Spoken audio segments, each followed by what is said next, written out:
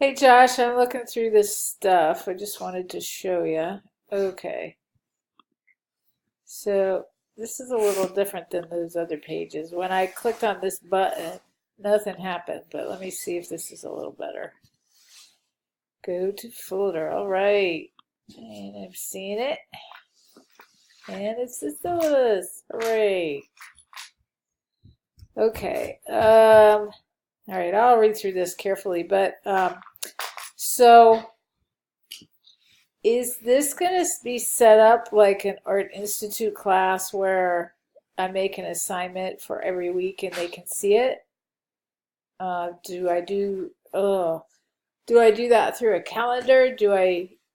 How do I set that up? Do you do it weekly? I guess that's kind of what I'm trying to get a handle on. I'd like to give them, maybe a week at a time. That might be a good way to do it. But try to be patient with me as I figure this out, because it sounds like it's free for all, which is wonderful.